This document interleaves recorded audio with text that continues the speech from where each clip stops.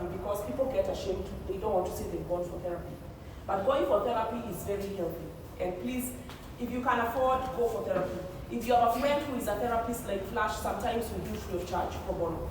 So don't be ashamed to go and see a therapist. You are not mad. In fact, people who go to see therapists have a lot of self-awareness because you realize you have a problem. That's why you're going to see what?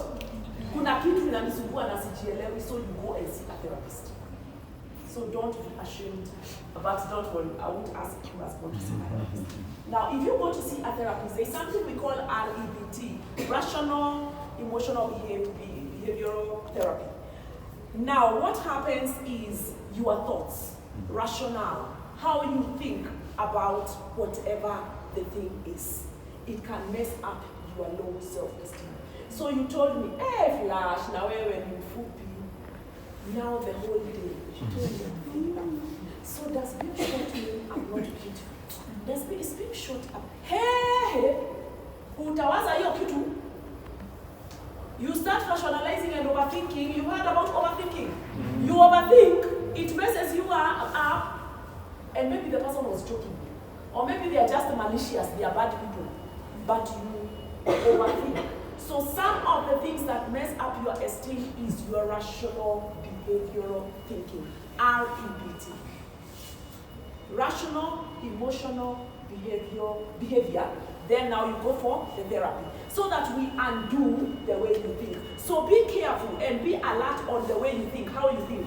Watch your thoughts. Tell yourself, hey, have you ever thought about something unaanza kukasirika na kwa yako? Or not about how that person told you that and then you realize I'm actually happy. And it was all in your. So start watching your thoughts. They can mess up your self-esteem.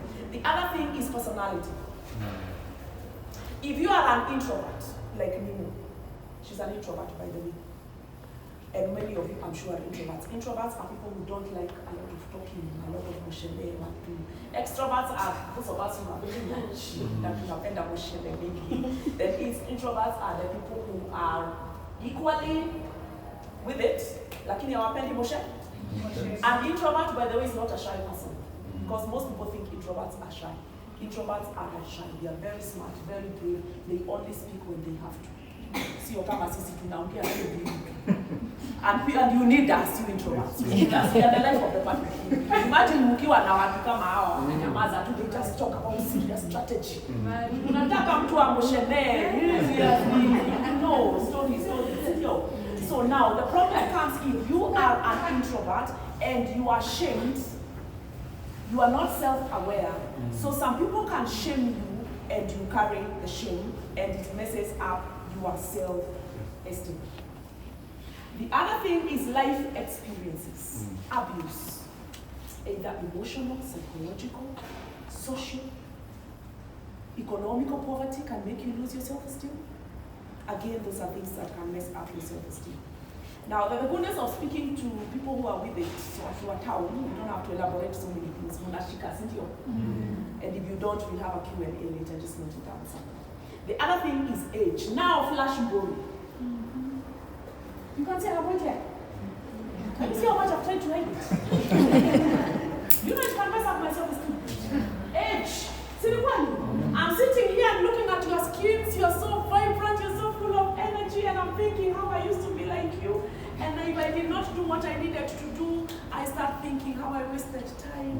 I start hating on you. So you know, I'm looking at it and you've not done it.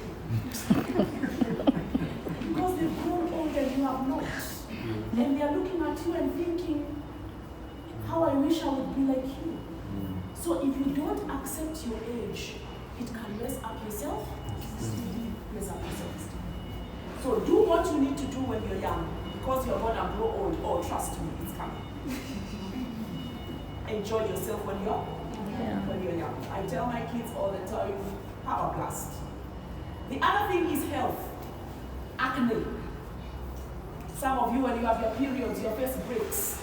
And you don't then come to church. So what happened is that when you put on church Sunday where but then unless you're someone's pastor, kill that vibe. It's none of your business. Tunaelewana? Ati kwa nini nilikuwa tu mkaa? Kwa nini unakaa?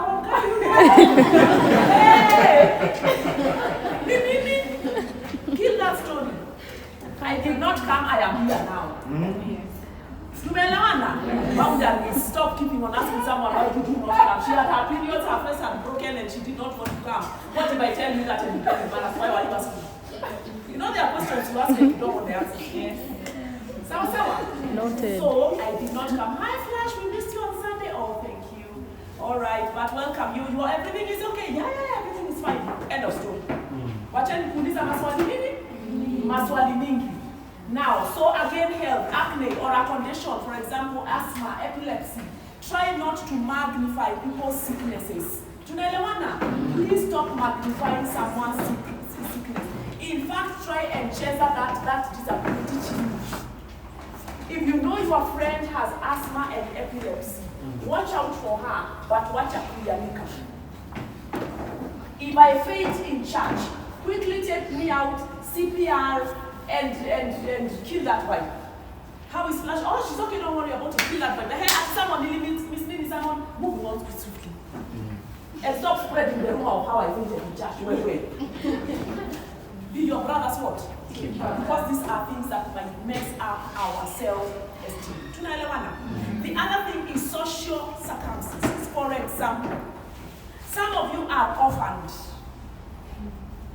And we keep rubbing off how you don't have your parents. Because we have no manners. And we are insensitive. And because we have a low self-esteem. So we try to project our self-esteem on you by telling you how you are an orphan. And reminding you of your parents. I even have my grandparents. There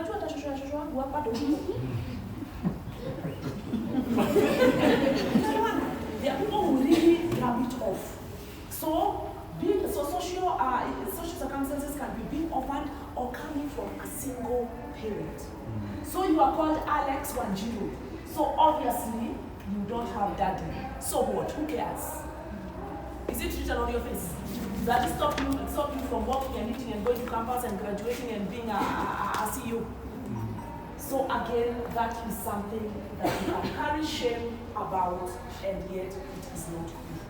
The other thing is economic circumstances. So you can't wear the hottest shoes in town, you can't do the hottest hair in town because of economic circumstances. And if you are so invested in fashion, it can mess up your self-esteem. And please, my dears, stop being too invested in fashion. Fashion comes in clothes. Unapata mtu amevaa kitu na hata haimfit vizuri, but because it is on fashion, lazima avae. You'd rather go stumbling and wear those heels because they are the limit. What are you nice? So, your hair is so bad, you insist on dreadlocks. You can almost count the locks on your head in a bad way, like wear that head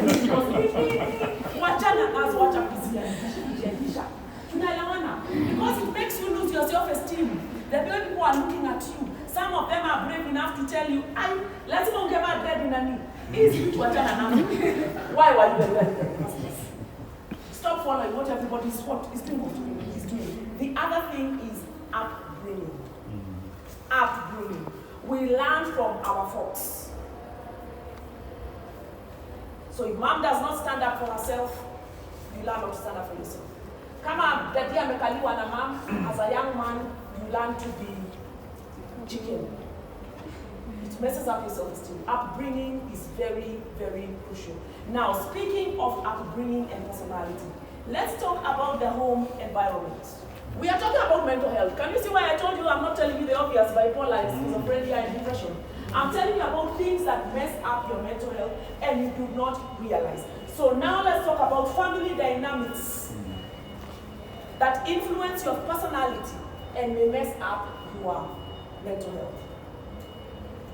Family number one, the secretive family.